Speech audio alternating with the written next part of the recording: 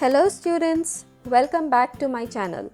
My name is Jagdeep. In this video series, we are learning about market structures. In our previous video, we learned about how firms in a perfectly competitive market would end up making normal profits if the existing firms were making supernormal profits. This video shall focus on how the firms would go up from incurring losses to earning normal profits in the long run. So without wasting any time further, let's get started. Let's look at the two conditions for long-run equilibrium. So the two conditions for long-run equilibrium are, first, marginal revenue is equal to marginal cost, and marginal cost curve cuts the marginal revenue curve from below. This is your profit maximizing situation. Now when we take a look at the long-run scenario, in the long run there won't be any tendency for the number of firms to change from what it is in a given industry. Let's take a look at how the diagrammatic representation for the same would look like. Students, I apologize if you could hear the rain in my background. It's November and rains just refuses to leave Mumbai city. Let's continue with the diagram.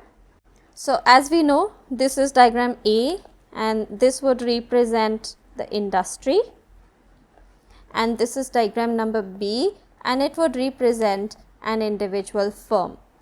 The first thing that we will look at is the price determination in the industry, and we know that happens when demand becomes equal to supply. So let's just plot the diagram. This is the supply curve.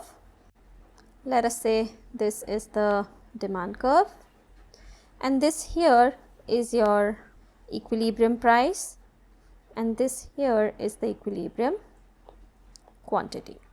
Now all the firms in a perfectly competitive market are price takers, so they would accept the price that is determined by the forces of demand and supply, and this would be the price curve for the individual firm. So this is AR is equal to MR. You could also write equals to demand or equals to price, and this is the price at which this individual firm would be selling its output.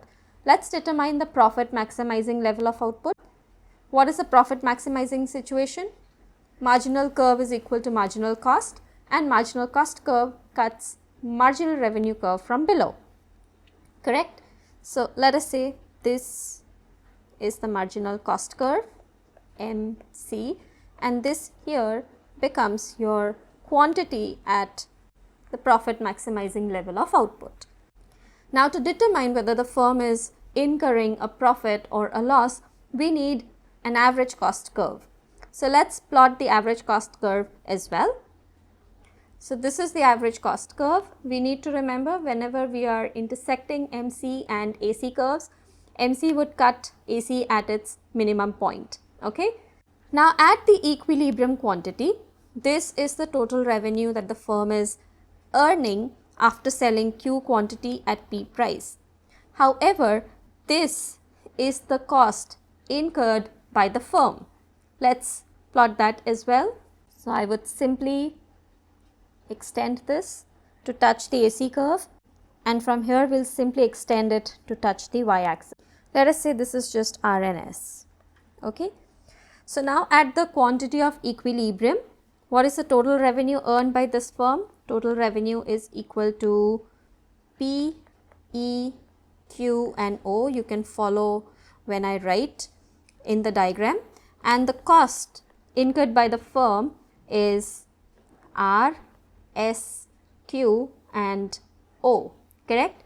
So this here, the shaded region, represents the losses. Now when the firms are incurring losses, not every firm would have a good loss handling appetite. That means some firms in the market would give up their operations and would want to exit the market. This is one of the features of a perfectly competitive market, correct? The firms are free to enter and exit. Enter and exit, correct? So now when few firms are exiting the market, how would it impact the industry supply? Pause the video to find out how the supply would be impacted. Students, if you are struggling with this topic, consider joining one of my online tutoring sessions where I could explore this topic with you in depth. I'm currently helping students from multiple countries like UAE, Singapore, and Qatar. I invite you to contact me directly at the number displayed on your screen. Don't miss out on a complimentary 30-minute session with me. So, did you figure out how the supply would be impacted? When the existing firms would start exiting the market because they are incurring losses, the supply would be reduced. The supply would decrease and it would shift the supply curve to the left. Okay, let's draw that.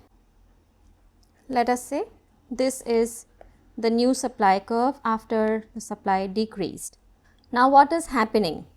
With the new supply curve, the equilibrium now just shifted from this point to this point, correct? That means now we have a new price and quantity situation in this industry.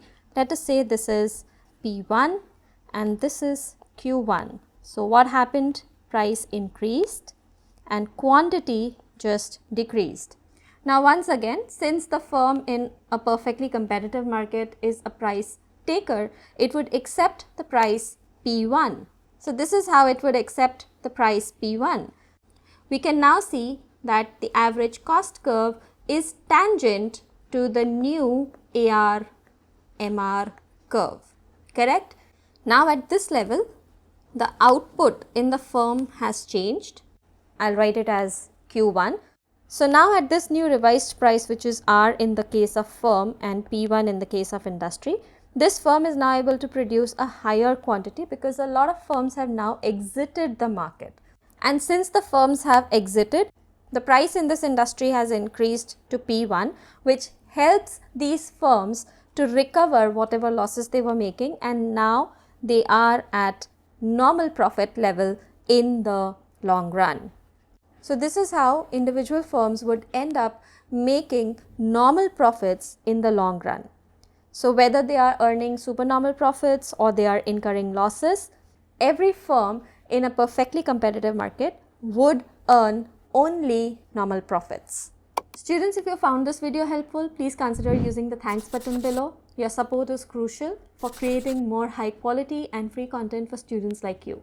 Every little bit makes a difference. Also, if you find learning through long videos daunting, you could follow me over my Instagram channel. I shall see you in another video. Until then, bye now. Take care.